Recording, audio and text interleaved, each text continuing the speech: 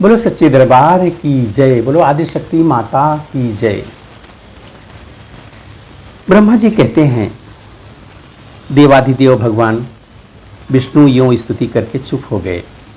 तब महाभाग शंकर जी नम्रतापूर्वक योग माया के सामने उपस्थित होकर कहने लगे।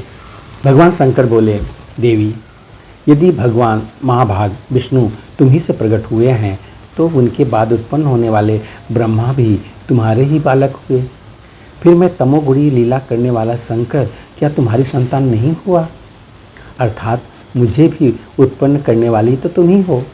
शिवे, संपूर्ण संसार की सृष्टि करने में तुम बड़ी चतुर हो।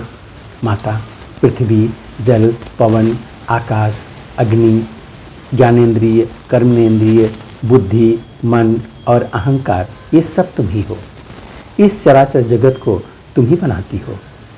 इसके बाद वह ब्रह्मा, विष्णु एवं शंकर तीनों सदा इसे सजाने में व्यस्त रहते हैं। माता, यदि कहा जाए कि पृथ्वी, अप, तेज, वायु और आकाश, इन 5 सगुण तत्वों से जगत स्वयं उत्पन्न हो सकता है तो ये 5 तत्व ही तुम्हारी ही कला है।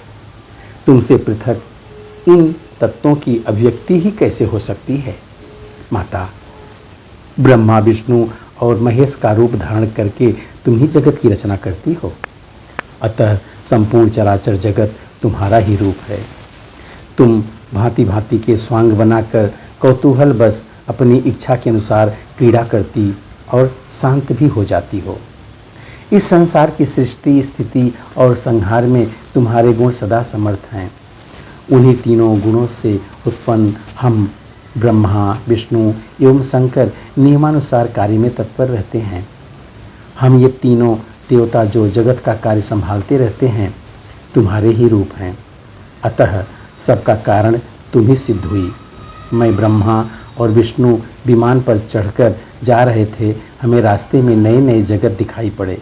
भवानी, भला कहिए तो उन्हें किसने बनाया है? जगदम्बिके, तुम अपनी कला से इस जगत का सृजन और संरक्षण करने में संलग्न रहती हो। कल्याणमयी माता, तुम्हारे चरण कमलों के अतिरिक्त त्रिलोकी में मेरा कुछ भी अन्य अभिलषित पदार्थ नहीं है। भूमंडल पर कौन ऐसा है जो तुम्हारे चरण कमलों की उपासना छोड़कर अकंटक राज्य चाहे? तुम्हारे पाद पद्मों की सन्निधि मिले बिना एक घड़ी युग के समान प्रतीत हो रही है।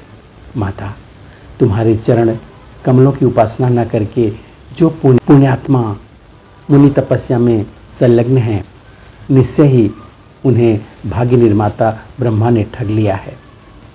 तप रूपी धन होने पर भी मोक्ष से वंचित होने के कारण उनकी हार ही समझनी चाहिए। अजन्मा माता, तुम्हारे चरण कमलों की धूलि का सेवन करने से जितना शीघ्र इस संसार सागर से उद्धार हो जाता है, उतना तपस्या, इंद्रिय संयम, ध्यान अथवा विहित यज्ञों से होना असंभव है। देवी, दया करके मुझे पवित्र निर्वाण मंत्र का उपदेश देने की कृपा करो। उस अद्भुत, अत्यंत विस्तृत एवं सर्वोत्तम मंत्र का जप करते ही मैं सुखी हो जाऊंगा। ब्रह्मा जी कहते हैं, अद्भुत तेजस्वी भगवान शंकर के यूं स्तुति करने पर भगवती जगदम्बिका ने निर्वाण मंत्र का यह स्पष्ट उच्चारण किया। सुनकर महादेव जी को अपार हर्ष हुआ। भगवती के चरणों में मस्तक झुकाकर वे वहीं बैठ गए। कामना पूर्ण करने वाली एवं मोक्षदायी उस नवाक्षर मंत्र का जप आरंभ कर दिया। बीज मंत्र के साथ उत्तम रीति से उच्चारण करते हुए वह जप करने लगे। जगत का कल्याण करने वाले भगवान शंकर को यूँ करते देखकर मैं भी महामाया जगदम्बिका के चरणों में गिर पड़ा और मैंने उनसे कहा, माता, तुम अखिल जगत की सृष्टि करने वाली शुद्ध स्वरूपा हो। वेद तुम्हारे ऐसे रूप की कल्पना करने में असकुशल हैं, सो बात नहीं है, परंतु वे साधारण कार्य में तुम्हारा प्रयोग करना नहीं चाहते। सारे यज्ञों में तुम्हारे स्वाहा नाम का उच्चारण ही किया जाता है। त्रिलोकी में कोई भी वस्तु नहीं है जिसको तुम ना जानती हो। इस सारे अद्भुत ब्रह्मांड की रचना करने वाला केवल मैं हूँ। मेरे सिवा त्रिलोकी में शक्तिशाली दूसरा कोई भी पुरुष नहीं है। मैं निसंदेह धन्यवाद का पात्र हूँ, क्योंकि मैं सर्वोपरि ब्रह्मा जो ठहरा, यह मेरा अभिमान है। आज मैं तुम्हारे चरण कमलों की धूलि प्राप्त करके वास्तव में धन्य हो गया हूँ। तुम्हारी कृपा से मुझे यथार्थ ज्ञान प्राप्त हो गया है। तुम संसार का भय दूर करने में बड़ी निपुण हो। मुक्ति देना तुम्हारा स्वभाव ही है। मैं तुम्हारा आज्ञाकारी सेवक हूँ। यह बिल्कुल निश्चित है। अब मेरी रक्षा करो। जो तुम्हारे पावन चरित्र को पूरा नहीं जानते, वही मानव मुझे प्रभु बताया करते हैं। जिन्हें तुम्हारा प्रभाव ज्ञात नहीं है, वही जन स्वर्ग की कामना से यथेष्ट यज्ञ में लगे रहते हैं। संसार के सृजन की लीला करने के लिए तुमने मुझे ब्रह्मा के पद पर नियुक्त किया और मेरे द्वारा अंडज, पिंडज, स्वेदज और उद्दिज, ये 4 प्रकार के प्राणी बनवाए आदिमाए। यह सभी भेद मैं भी जानता हूँ, दूसरा कोई नहीं जानता। मेरे अहंकारजन्य अपराध क्षमा करने की कृपा करो। जो 8 प्रकार के योग मार्ग में तत्पर होकर समाधि में स्थित हो अथक प्रयत्न करते हैं, उनकी बुद्धि कुंठित हो गई है माता। कभी किसी ब्याज से भी तुम्हारा नाम उच्चारण कर लिया जाए तो उससे मुक्ति सुलभ हो जाती है। इस बात को वे नहीं जानते। भवानी, विष्णु और शंकर प्रवृत्ति आदि पुरुष हैं जो तुम्हारे सर्वोत्तम रहस्य को जानते हैं और उन्हें उसका अनुभव भी है। वे तुम्हारे शिवा, अंबिका, शक्ति एवं ईसा आदि पावन नामों का आधे पल के लिए भी त्याग नहीं करते। क्या तुम विश्व का निर्माण नहीं कर सकती थी?